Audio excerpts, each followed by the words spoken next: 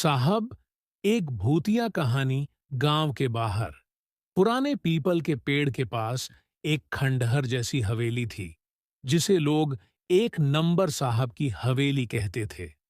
कहते हैं वहां कोई साहब रहता था जो बहुत अमीर था, लेकिन क्रूर भी।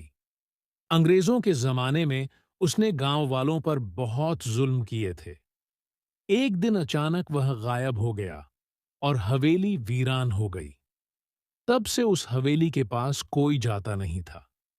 एक नई चुनौती रवि, जो शहर में पढ़ा लिखा था, भूत प्रेत की कहानियों को बकवास मानता था।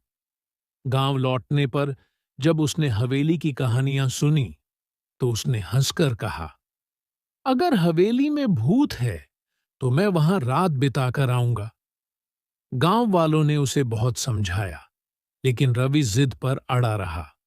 आखिर उसके दोस्तों ने शर्त लगा दी कि अगर वह पूरी रात वहां बिताकर लौटेगा तो उसे साहसी राजा कहा जाएगा।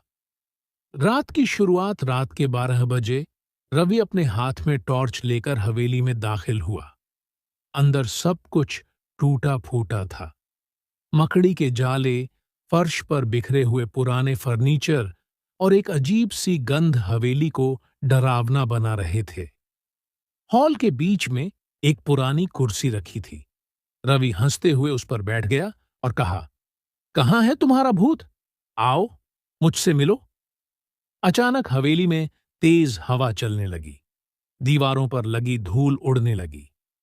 रवि ने घबराकर इधर उधर देखा, लेकिन कोई नहीं था। उसने सोचा, शायद हवा का असर होगा।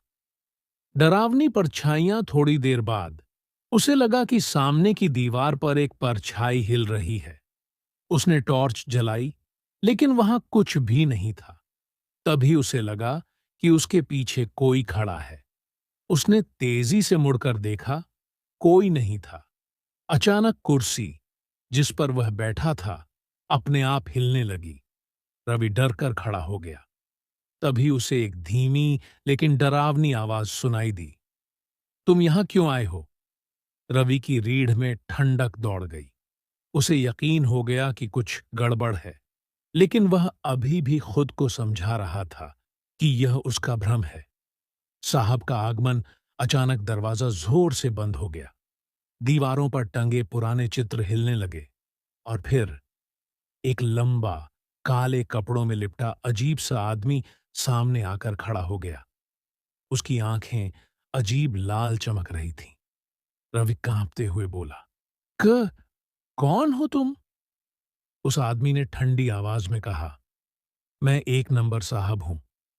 ये मेरी हवेली है, और जो इसमें आता है वह कभी वापस नहीं जाता। रवि के पैरों तले जमीन खिसक गई। उसके सामने हवेली का मालिक, जिसका जिक्र गांव वाले करते थे, खड़ा था। लेकिन वह इंसान नहीं, एक आत्मा था। भागने की कोशिश रवि ने दरवाजे की ओर दौड़ लगाई, लेकिन दरवाजा अंदर से बंद था। तभी हवा में भयानक हंसी गूंजी, तुमने मेरी मौजूदगी को मजाक समझा?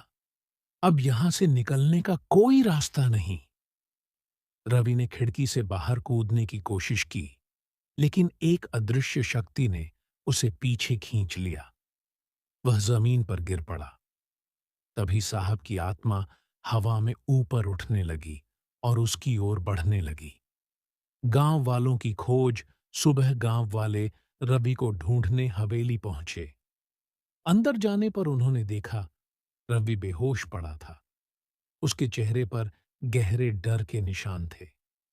जब उसने आंखें खोलीं, तो बस इतना ही बोल पाया, एक नंबर साहब। रवि फिर कभी पहले जैसा नहीं रहा। उसकी हंसी गायब हो गई। वह अक्सर हवेली की ओर देखता और बड़बड़ाता, मैंने उसे देखा था, वह सच में था।